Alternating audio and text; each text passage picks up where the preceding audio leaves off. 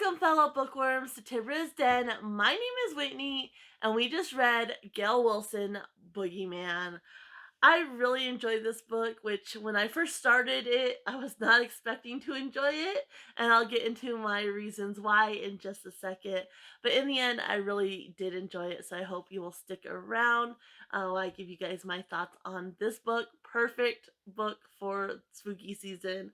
I definitely encourage you to get a copy. But before we talk about this, just want to remind everybody we do Book of the Month discussions every Monday. Right now, we are reading The Ring for October. We are just going to be finishing that up. And then next month, we will be reading Obsidian Butterfly by Laurel K. Hamilton.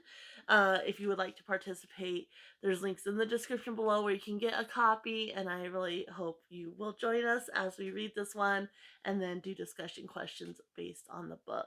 We're really excited for that one. And then, of course, we do our weekly reads every Wednesday. We also do a Throwback Thursday where I cover different childhood books, ones that I read right now, but eventually it will turn into more of a kids' corner where I just, talk about different childhood books in general. Um, and then we also do a series Saturday. Right now we're reading the Dresden Files series, and we are on book 4. So hope you are participating in what you want to, or just watching, these standalone videos, the weekly reads, or the Throwback Thursdays. Been a lot of fun. There's also bonus videos that I put up, here and there. So if you're not already, please subscribe and hit the bell notification so you don't miss out on a thing, and give this video a like while you're at it. We just recently hit over 50 subscribers, which I am really thankful for, and I hope you guys will continue to help me grow this channel. So before we get into Boogeyman, though, just a reminder, we are going to be starting First to Die by James Patterson this week. I'm really excited to jump into that.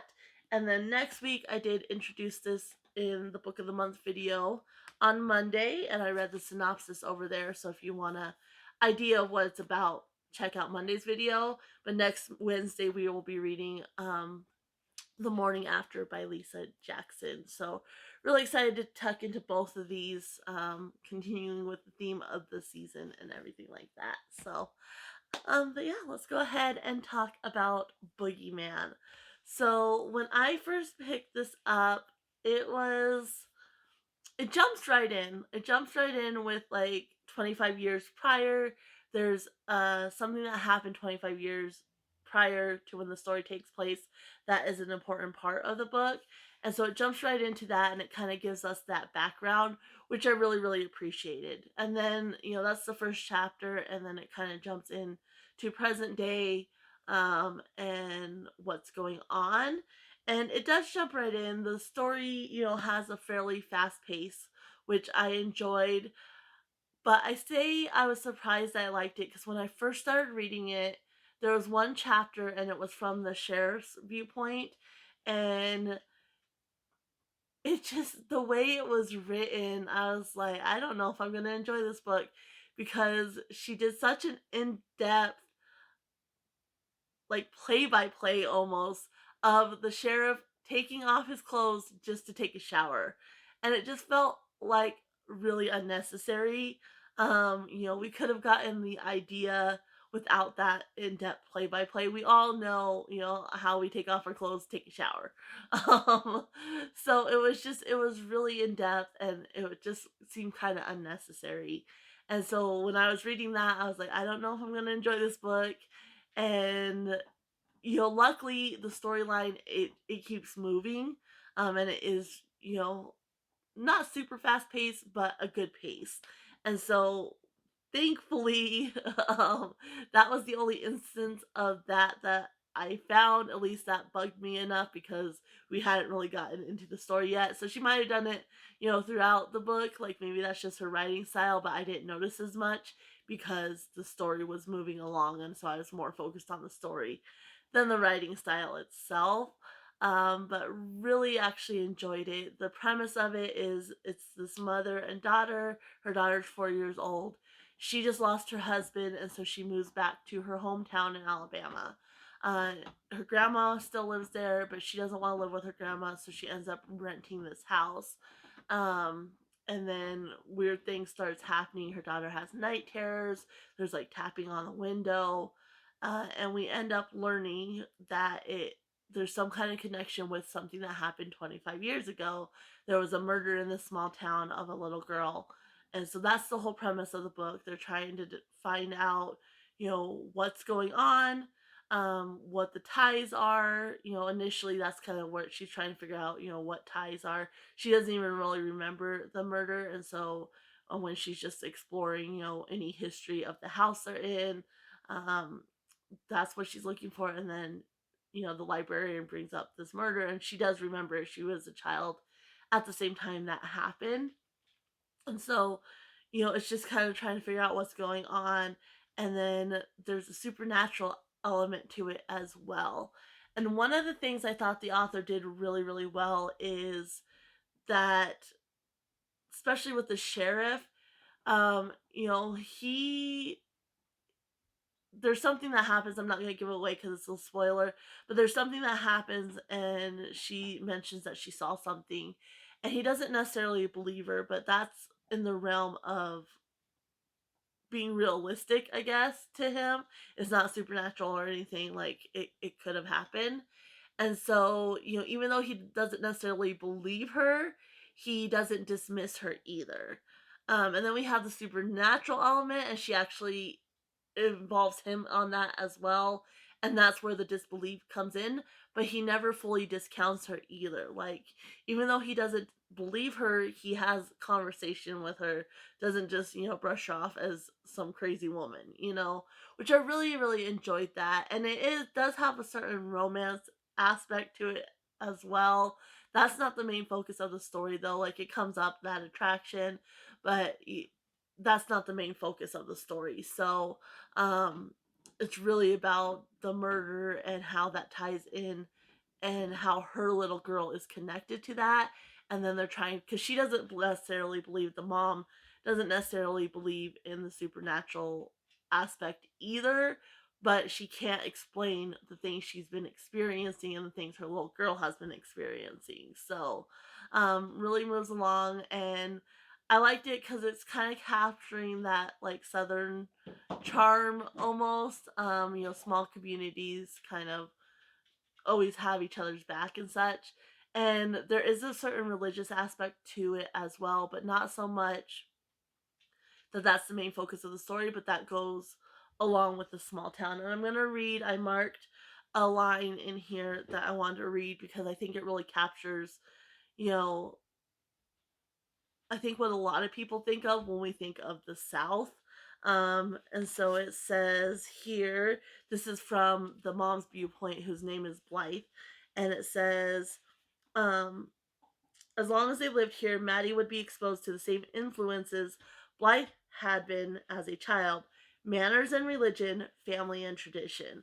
And I think that really, really captured it. And I noticed throughout the book, the author captured that very, very well, that small town, close knit community feel, and then also kind of that southern, charm and manners.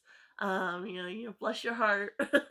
So, I think she captured that really well, and and everything like that. And there's actually, you find out at the end who it is. And again, I think the author left clues throughout the book, which, they often do, but you don't really see it, just like the characters don't see it. Um, and even once I kind of thought of it, I was like, no, that can't be correct. Like, I did not believe myself. Even once I figured it out, I did not believe myself, but in the end I was correct. And so yeah, I think the author did a really, really good job. I got actual chills at one point, which doesn't typically happen even when I'm watching like scary movies. And I love like scary movies, paranormal, supernatural type things. Like, I absolutely love it. And yeah, I got like full on chills at one point in this book, which isn't typical. And I don't know why, because it really wasn't like something that was scary or anything, but it hit a nerve, I guess. But yeah, like I said, I wasn't expecting it in the beginning of the book with that one scene with the sheriff, but by the end of the book, like I fully enjoyed. I actually had to stop. I was reading it yesterday, and I had to take my dog and my cat to the vet, so I had to stop. And the whole way home, when I was driving home, I was like, I need, I need to jump back into this book. And of course, I stayed up a little bit late to finish it as well. I was so excited to get back to it. So it really did capture me. Like, it drew me in, which, like I said, at the beginning of the book, I was not expecting that all. So if you do read it and at the beginning you're kind of like, stick with it because she does a really, really good job with it. And I think what was so nerve wracking about it wasn't so much like the supernatural aspect. That was actually almost kind of sweet in a way, but it was, you have this small town that's, a lot of times you consider it safe. And so, sometimes you don't lock your doors. There's not a lot of crime or anything that the people have to worry about. Um, but at the same time, like, you don't always know. Somebody can present themselves in a certain way and you don't always know their true character. And I think that's very, very real. We see it in the real world all the time. And so I think that's, the author did that very well. And I think she also captured the gossip of a small town very, very well as well. Just overall very enjoyable, I think. I live in the South, but not like the South South. Like I'm Southwest. Um, and so I think, I don't really know for sure how it works. Um, but I think based on what I know just from other presentations, I think she captured it very, very well as well. So anyway, one I would definitely recommend. It is one I'm gonna actually keep, and I actually want to reread it already. Even though I just finished it, I'm excited to reread it and see if I missed any of those clues. Like, I want to reread it even knowing what happened. Like, having that spoiler, didn't really spoil anything for me. Um, and so I'm already excited to reread it. I'm definitely going to be keeping it on my shelf. I hope you'll pick up a copy. And then also remember, this week we are going to be reading First to Die by James Patterson. I hope you'll join me for this. Again, there's links down in the description below. And if you don't join me, definitely come back next Wednesday to get my thoughts on this one. I'm going to go ahead and leave you guys here. Happy reading, everyone. Bye.